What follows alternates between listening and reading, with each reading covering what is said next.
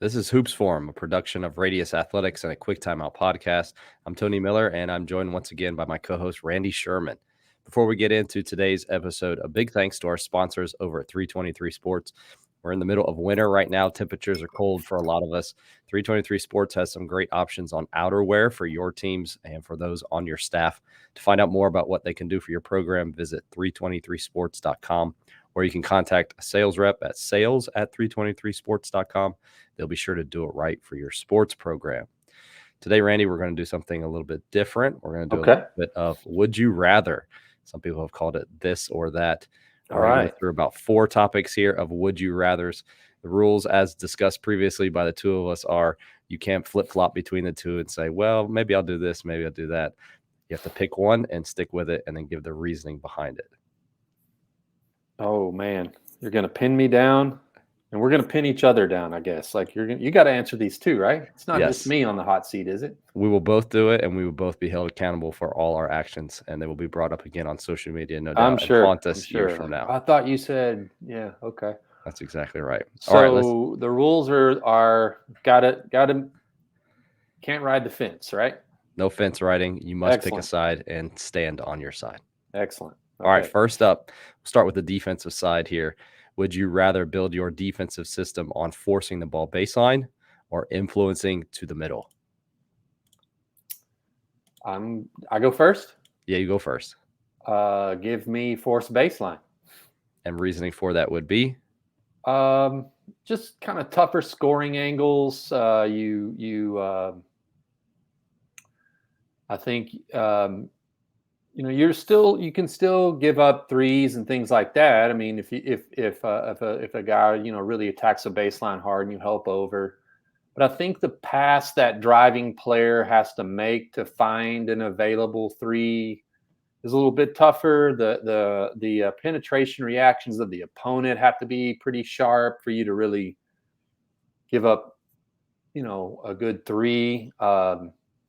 I think you're kind of like forcing a player down, like where they're kind of behind the backboard. There's a big, serving as rim protection. Whereas if we force middle, sometimes we can effectively seal that off, but we're kind of put back into a rotation. But I think, oh, we're not allowed to do that. So anyway, I was about to say, well, I think either could be, whatever, but like, nope, give me force baseline. Give me force baseline. I'll go with influence middle, maybe just to be the opposite of it, but influence middle with the right personnel. We have been really effective in shrinking the floor if you do it the right Mm-hmm. way, especially the way most packline teams teach it. You're simply eliminating the corners, and so you have Mm-hmm. less real estate to guard if it's done correctly. If you're good at closeouts, if you have a longer team, then they're constantly shooting against closely contested 3-point shots. And we've talked extensively about how being 0 to 2 feet away is a whole lot different from being 3 to 4 or 4 or more feet away. Mm-hmm. And this prevents some of those longer closeouts because you're, again, shrinking the floor. The negative side of it is I'm not super crazy about the kind of ball screen defense that a lot of packline teams use with the hard hedging. But again, with the right personnel, it could be something that you could do effectively. And you don't have to hard hedge Yeah, within you could. packline. So we've had a lot of success with dropping, and again, it's basically shoot over the top of us and beat us, which can come to bite you against certain teams or against a hot shooting team. But Yeah. there are definitely pros to it. I uh, I want to add one thing to my answer if I can. I would challenge you to watch your team, just watch basketball, like maybe when the conference tournaments and there's so much basketball on. Just we maybe you're on spring break or something and you're just watching basketball all day, right? Um, just make a mental note every time a player drives a baseline and there's a turnover. It just, I know with my teams, it was like, ah, dang, baseline drive, turnover, baseline drive, you know. So I'd like to add that to my answer too for another rationale. Yeah, I would say a step, in addition to that, but we always seem to turn the ball over trying to get the ball to the baseline. So if you have a guy that's like cutting baseline, Mm-hmm. it always looks open for the offense, but it usually doesn't lead to things that are good. I mean, once every now and then you'll get something like that, but Yeah, again, they think that they're open, but it usually results in a turnover. So yeah. I It's a high risk, high reward thing that like, okay, yeah, if we hit this pass perfect and this cut timed right and yeah, it's going to look great, but there's a lot of variables that have to line up. Yeah. So let's go ahead and go offshoot of that one and go with Okay. another would you rather. And it may be tied to this last question here, but would you rather your post defenders play from behind or would you rather that they front in the post? Hmm. I got to pick, right? Give me front. I just like more of a pressure style, like where there's more denial. There's if just imagine like maybe a 4-out alignment with the ball in the right slot and the post on the ball side. So there's those 3 players. I'd call that the ball side. The 2 players on the left slot and the left wing or corner would be the help side. So on the ball side, I just like all the players denied. So front the post. In line with not being hypocritical, I'll say from behind. And reason being, a lot of teams with pack line or they're influencing towards the middle, also immediately go Mm-hmm. and double team with their 4. And Yeah. so it kind of fits within that system. I wonder too, I would challenge coaches to study their league and study the teams they regularly play against. Yeah. How many of the post players that are playing down there are good enough to beat you scoring wise, which may not require you to send a double. But I'll say too, it looks open. And if a teammate throws it into that guy and you go and double him, how many of those post players are skilled enough to post out of that without turning the ball over? So it may be a way for you to create turnovers in a system that Mm-hmm. historically doesn't necessarily create a lot of turnovers on its own. Yeah, those are kind of aggressive doubles and things like that. I've definitely seen that be disruptive. I would say though, man, like fronting the post, like you made me pick. I picked fronting, but like, man, the trade offs of like you can get your help side manipulated to where you get cleared out and get lobbed over. You sometimes surrender some rebounding positioning because you're can't block out the big. If a shot went up on the ball side and you're in front of him, it's really hard to get that blocked out. You can cross block it out, but that's hard to execute. I would say fronting the post is something that I taught and wanted players to do, but like if you really ask me how great we were at it and how consistently we Mm. did it, I would say, nah, not great. And I would say that our teams, our post defenders, oftentimes did just get caught behind or, just wouldn't work around front or were trying and get sealed. When we did get caught behind, and even if it's not what we're teaching, we, make mistakes, and that's part of the game. Because we get caught behind, we want to stay behind and just wall up and try to make it tough for that post to score over us, turn that into a contested 2 and try not to dig or overhelp and let the ball come back out for a good 3 or a closeout situation. Now, did you completely in front, as in your defender's back was to their offensive player? Or was it like 3/4 high side, or what We was call it? it ear on chest. So kind of like 3/4 high side. If the ball was sort of up toward the free throw line, if it went down toward the corner, we would X step over in front on the low side. But like the positioning, and if I'm guarding the post player, is my ear on their chest with kind of an arm bar, like we're flesh to flesh, ear on chest. I found So that a lot of times just discourage the pass from even being made in there. yeah, But I mean well, that's what we want with pressure man is no available option ball side, and we're denying any reversal. So we just isolate the player with the ball. He or she doesn't see the wing open, the post open, the reversal pass open, and they just kind of freelance and take off, and you know that mission accomplished for that particular style of defense. But man, it really just sort of depends on the overall scheme of your offense, or I'm sorry, your defense, and you know, with that said, and I'm repeating myself, but like when we got caught behind all the time. So, yeah. were there anything like that defending the post, talking about the defensive system? Was there anything like that where you felt like within the defensive system you had to do defending the post or whatever it was, you had to do it a certain way in order for your whole system to be effective? Like, did anything like go against, like we did this way, but we did this way, and that's non-traditional, or this typically goes with this. For instance, the hedging with the pack line defense type of Yeah, I thing. tried to keep it all consistent where we we had the overriding principle of the defense is to isolate any available player's ball side, including, take away any passes on the ball side, so the player with the ball feels or is isolated. They can't pass it. So that included fronting the post, and even if we were outsized or sometimes, pay the penalty with some lobs or some things like that.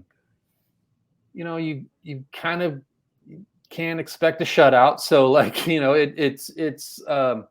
I found that sometimes a coach would look at a team that really fronts or even gets ear on chest, and they look at that and go, okay, well, that's a lob opportunity.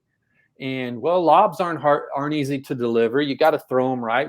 If you don't do something to manipulate the help side defender, the player we call the player in the hole, the player kind of behind that fronted post, you could be throwing them. You could be throwing yourself into turnovers or charges or things like that. And I found that sometimes, an offense would see this drastic tactic like fronting the post, and their coaching staff or whatever would be like, okay, we're going to lob. And they were trying to do it 5 times and actually pulled it off 1 time, and the other 4 times threw it out of bounds. Or so that's pretty good batting average defensively. If you're trying to exploit this, what you think is a tactical advantage, but you can't execute, you can't throw the lob, you can't catch the lob, or the accuracy of the lob isn't there, then what is it? Is it actually a good idea? Yeah, for sure. All right, let's switch over to the offensive side. Okay. This next one here probably could be something. It could be like its own show, but we'll try to keep it here to just a few minutes. Would you rather play 4 out, 1 in, or would you rather play 5 out? Give me 5 out by the narrowest of margins, but I'll take it. All right. I'll take 5 out. But yeah, I mean, let me ask you this: when we're 5 out and we set up, we use maybe like a drag ball screen. So we've got no post, we got a double side, a single side, and that player that sits the ball screen rolls. Well, what are we now? Right. So I know I'm not supposed to be either riding the fence today. This is not the day for that. But is there kind of an offense that is 5 out, stays 5 out? I mean, Right. I guess I've seen some just cut and fill and things like that. And but okay, 5 out, a guy rips through and drives it, and he drives it, and the other 4 players stay spaced around the perimeter. What are we now? Yeah. Screenshot that. Yeah. But I get the motive of the question, from the beginning alignment from that. Yeah, man, I would say aware that sometimes with a 5 players spaced around the perimeter, that reduces the perimeter gap sizes. So, but if we can bust through, the lane's open, the rim's open, the area around the paint is free of clutter. I don't want to take your thunder if you're going to answer, but you're getting close. You're starting. Okay, so I'll shut up and say 5 out. I'll go with 4 out, 1 in. I like it from the standpoint of you get the rim run, which is, we've talked a lot about how important the alignment is from the start of the possession. Yep. So I like that. I also would rather have, to your point about the 5 out and the narrowing of the gaps on the perimeter, I personally would rather have more space on the perimeter and end up finding somebody maybe down there helping once I get to the rim. Mm-hmm. I would rather have that than narrow it. I tried to run a little bit of 5 out, and I just found that the guys ended up, you have to be so good at staying space with the guy next to you. And I'm sure a lot of coaches can teach that and can get their teams to that. But I found it was hard to get to that. And maybe it's because we dabbled a little bit in 4 out, 1 in, and 5 out, depending on our personnel. Mm-hmm. So it probably was my fault. But I still feel just on the perimeter, it got a little bit too jumbled and we weren't able to do exactly. But to your point, I mean, even 5-out teams, what do they do a lot of times? I'm defending one tonight that if the guy at the top catches it and starts to dribble at the wing and is being overplayed, what does he do? He burn cuts, and if he doesn't get it, he turns around and posts up, and now what are they in? They're in 4-out, 1 in. Yeah, So yeah, I get it. They each use. I mean, even 4-out, 1 in. What do you do a lot of times? Well, they'll bring their post guy up and ball screen the ball. Well, what is that? yeah, You're playing 5-out briefly. So yeah, I understand it. I think it's more of like, what do you want to get to at the start of your possession, and then what can you live with, or what can your players do to create advantages within the half court and the space that they have? yeah. Maybe I'm wrong with this, but I feel like maybe a little bit No, better players can be better with 5-out, like at understanding and creating the gaps and the separations. But for our players at the time, it just, like I said, it was a little bit too congested and we had a harder time scoring the ball. makes sense. You brought up a great point that I always try to make when having similar conversation with the coaches I work with. Is like, I've talked to some recently who was like, I just don't know what I'm more, in love with is 4-out, 5-out. And I was like, well, I don't think that's something you necessarily have to decide in terms of like, we're going to be this way and stay this way. Because offenses shape shift, right? So yeah, I think that's very observant on your part, to point out that, like, okay, what are we in now when this guy burn cuts and leg whips and posts up? Well, they're shape shifting, right? Another great point I thought you made was your transition. You mentioned you like to use a rim runner, so you've got a natural 3 to the baseline, 2 to the top. That's 5 or 4-out, 1 in. So there's my answer. What's next, right? Yeah. So that I like to kind of like talk about, like, okay, maybe I can help you decide between 4-out and 5 in by, like, let's start from your half court offense. What is that? Let's start with that and work backwards and just sort of like try to get consistent there. Yeah. I think prioritizing, to your point, like what matters for us, that we want to score early in transition if possible. So that kind of determined what we Mm-hmm. did. And then what do you want the possession to look like? And then reverse engineering that, I think, is important for coaches to think through when they're trying to decide or design even stuff within the half court, what they want to do. Right. In that vein of designing within the half court, we're approaching the most famous, most popular time of year for college basketball and for Absolutely. basketball coaches. We've got the conference tournaments coming up and then March Madness. And with that comes a slew of fast draw diagrams and new Mm-hmm. plays and things for people to look at. One of the most popular alignments that you'll see are the horn sets. And so my question to you, Randy, is would you rather have a horn alignment when it comes to doing either a quick hitter or an ATO or something like that? Or do you like some other alignment, or do alignments not matter to you and you just want certain actions? No, I like the alignments do matter. I guess I'll give you an answer. Give me other. I like horns stuff, and there's some of the things I like to do that can be done from horns, and often find myself, like, seeing a team, NBA, college, EuroLeague, or something, running something from horns and thinking, like, okay, I like that, but how could I do it? For this set play packages I tended to arrange for my teams, we still sort of did them from our base alignment, so they weren't tipped off. As soon as if we're all the time 4-out, 1 in, all of a sudden we were in horns, the whole staff on the other team is going to be like, okay, watch for horns flare or something. As soon as we show that different alignment, we've tipped them off if they've done their homework. So I tried to use sets that sort of began how we typically began, so it sort of like had that little bit of I don't know.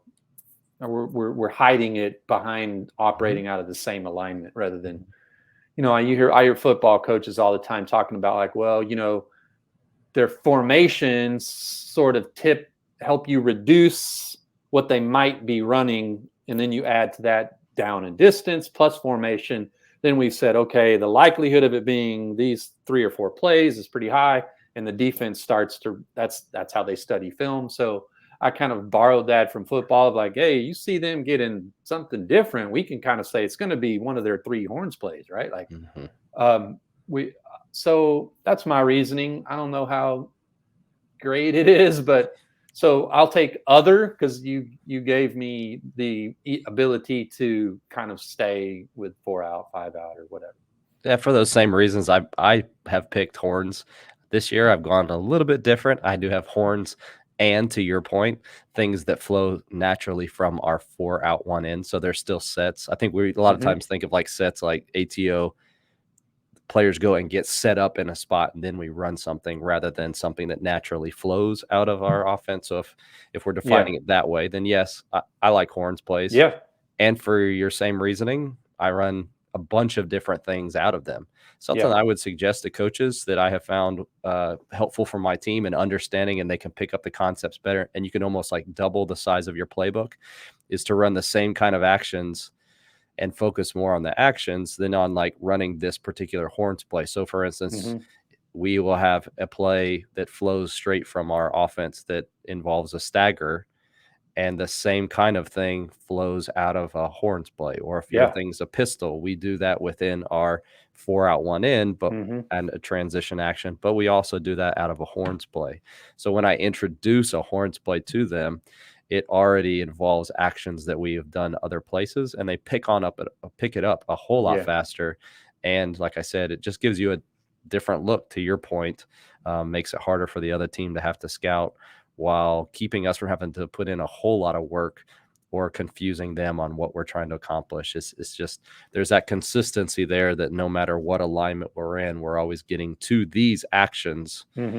And it allows us to be able to basically, like I said, almost double our playbook. Yeah, and you get carryover in the execution because we already know how to run, stagger, stagger action from our, ball reversal and 4 out, and we stagger away. We can do that in horns. We hit one of the elbow pieces and the passer in the other elbow piece stagger down or something like that, right? So you kind of know how to execute it, but you're just doing it from a different alignment. I would say too, that like I kind of divided the game in my head to sort of outline the game was like, when did I call something? When the possession started with a dead ball. So that might be when we would call a set or a special. I tended to do that still from our base alignment, but you're saying you do that. You might depart from, our 4 out, 5 out, get in horns. I would say that spawned an idea in my head while you were talking of like, okay, let's say I wanted to do that and have sort of this departure. You could say, okay, all of our sets are going to start from horns because, okay, even if the other staff sees us getting horns, they don't know which action. It's still, okay, they're about to run one of their sets, but all of their sets are horns. So they're sort of like, they don't get a leg up on you by you tipping them by formation. So that's another idea. Yeah, again, I'm making a lot of football analogies, maybe because the Super Bowl comes up, but you see this all the time of like the same play from a different formation. Maybe they use motion to get to it, and then another time they ran the same play, they didn't. They just started in it, and then another time they motioned to it. So it's sort of like the same concept, but from slightly different alignments. So that's good. I also like horns because I feel like it naturally puts you in good spacing. I mean, you immediately have double gaps on both sides of the floor, and you lift everybody up from the paint. So there's opportunities for people to score down there. Yeah, and I like the idea that you can begin it with an entry, a ball screen, or an off ball, depending. An entry. People go and dribble handoff down to the corner guy, and you get like that pistol or zoom type stuff that you can you can get into different versatility, a lot of versatility that you can absolutely do with it. Yeah, for sure.